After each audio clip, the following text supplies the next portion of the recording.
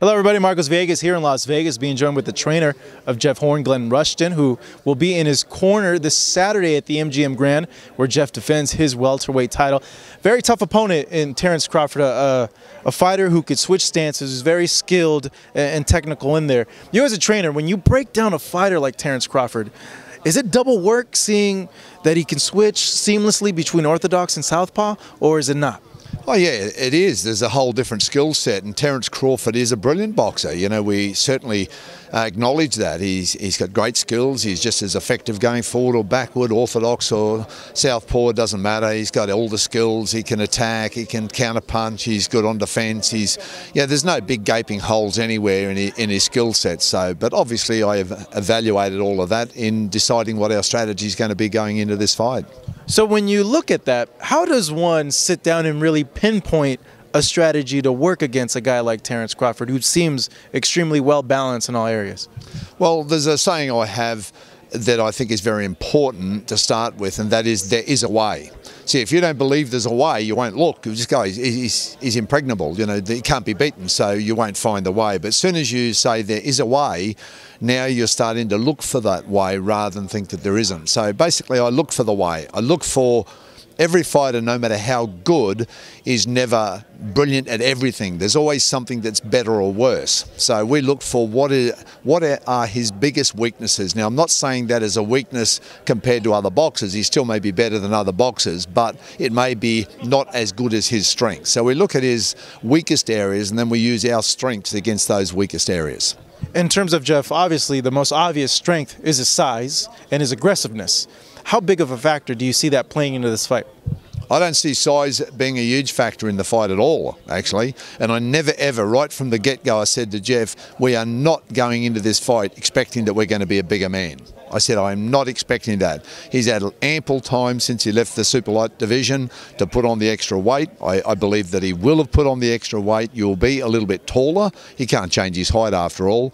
Okay, so, you know, I said, you'll be a little bit taller. You've got about an inch on him in height. Apart from that, I expect him to be similar weights. So what we do have to our advantage, though, is Jeff's fought 19 fights all against welterweights. So he's conditioned to the strength of welterweights time and time again. It's tempered him like a sword. So whereas, you know, Terence Crawford hasn't had that exposure, not in a real fight situation. I'm sure he sparred a lot of big guys, of course, but it's different in a fight, as we all know, to a spar. That will give us an advantage. When you look at the past two fights that Jeff's had, and given the experience with Pacquiao where people don't give him credit for the win, what would it mean for him and yourself to come in here and be able to get a win over a Terence Crawford? Once again, if Teddy Atlas is watching, you know, even if we KO him, you know, he'll probably have some reason why that happened, and it won't be because of Jeff's ability. So, you know, you can't please all of the people all of the time. We all know that. Okay, so all we can do is do our very best out there and then let everyone have their opinion. Some people will swear by Jeff, some will swear at him. You know, we understand that, but all we can do is control the things that we have control over. So we will get out there and fight our best fight, and then we'll let all the commentators and sports pundits and punters, they can all make their comments. Some will say we're great, some still won't. But, you know, what can we do but just keep delivering our best fight every time, and then whatever happens, happens. Has Jeff, yourself, and the team been able to enjoy that victory, or that's kind of always been a shadow, a cloud hovering over you guys? To me, I think it is what it is. No one can change what it is. And I say, if you go back and you just watch the footage and take your many filters off and do what the judges did on the day, there were no Australian judges, as you know. That was just a lot of hot air. On the day, we had actually 2 American judges and an Argentinian judge and an American referee. So, but if you look at what the judges saw on the day, and then you watch what the recount come up with, was virtually exactly the same result, Jeff winning by a couple of rounds, they'll come out and say it was a good, tough, close fight, but Jeff won it. And he did. It was decisive enough that you would say, yeah, he definitely won the fight. So that's the way I viewed it. And as I said, I just have to, you know, but in the annals of time, you know, people will go back and look at that fight in the future, I'm sure, and go, yeah, what a great victory by Jeff Horn. But at the moment, we just have to just let the dust settle and just keep delivering every time. That's the best thing we can do for Jeff's brand.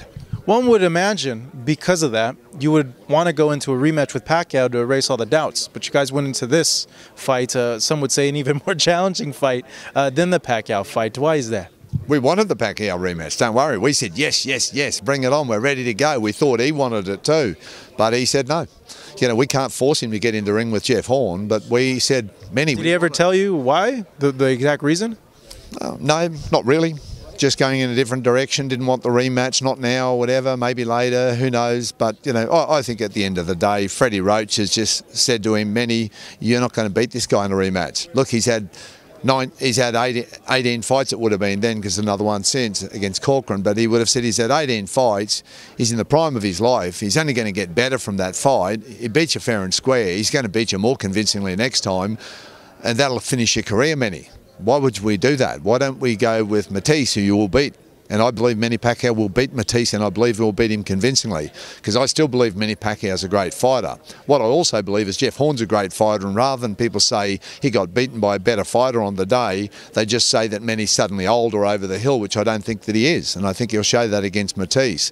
I just think he ran into another great fighter on the day in his prime, and he just couldn't overcome that hurdle that day. But take nothing away from Manny Pacquiao. He only got old because he lost, remember. Mayweather didn't get old when he was 40 and he beat Conor McGregor. You only get old when you lose. But when he beat Jesse Vargas easily and Timothy Bradley, no one said he was old then. So you're only good as your last fight. That's an old adage in boxing. And when you look at this fight and you compare it to the other fights, do you think this is the most significant and important fight of Jeff's career? It is now. Manny Pacquiao was then, but now this is the most important. Bigger than the Pacquiao fight, you think? Yeah, I think because we've got two boxers here. We've got the guy that beat the legend up against the best pound-for-pound fighter on the planet, or again, at least in the top three. I mean, depending on who you want to look at, their ratings. So certainly we're up against America's best here in his prime. These are two 30-year-old men in their prime. As I said, both undefeated. You know, it doesn't get any better than this in boxing. We've got the tough, really tough guy against a real slick boxer. Great style matchup. Both 30 years of age, both in their prime.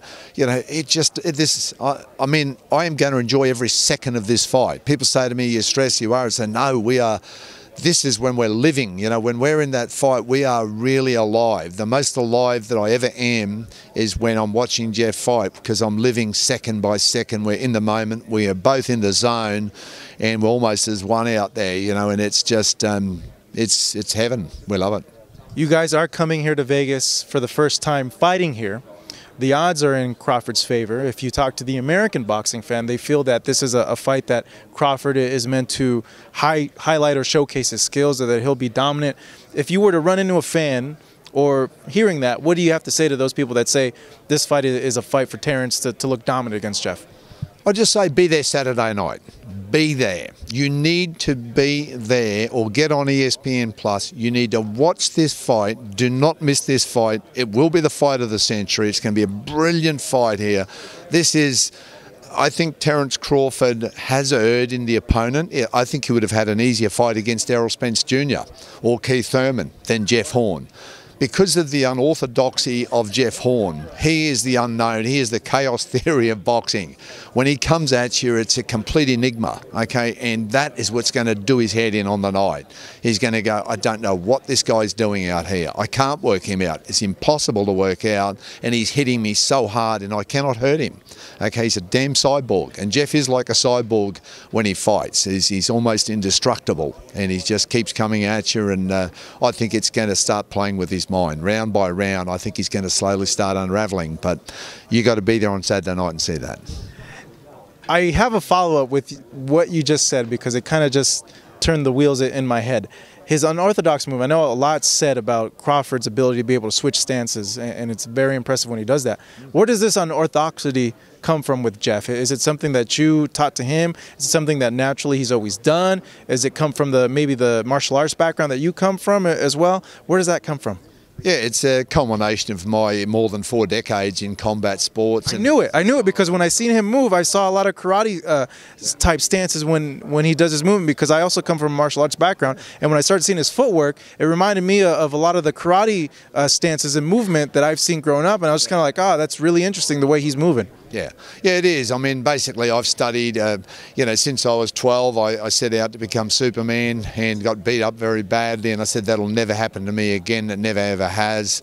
And I've worked on doors for years, studied, went to 4th degree black belt in karate. I started out in boxing originally, and then went to 4th degree black belt, set up my own style, which I taught for many years, and went back to boxing eventually again. But I've studied every form of both armed and unarmed combat style around the world, everything, and developed again ultimately my own style, which I refer to as broken rhythm pressure fighting, and that's what Jeff has slowly mastered over a period of 12 years. So, and that's what makes him very unique, is it's more of a culmination of every form of unarmed combat, not just boxing.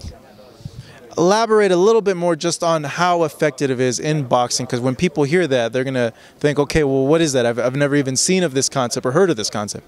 You'll see it Saturday night, but I think you've got to watch. Manny Pacquiao felt it, and I did say to Manny the day before, tomorrow is going to be Sunday, bloody Sunday. Prepare for it. And he just smiled at me, but after the first round, I saw the look in his eye, and he's gone, heck, this is going to be a long day at the office. So he realised that. But yeah, you just need to watch and see what Jeff does. But it is, as I said, very unpredictable, and that's what it's built around: deception and intensity. And we'll see a lot of deception, a lot of intensity come Saturday night. All right, I can't wait, Glenn. Thank you so much. I really appreciate it. Great chat with you. Trainer, of course, of Jeff Horn this Saturday, where he defends his welterweight title against Terence Crawford here at the MGM Grand in Las Vegas.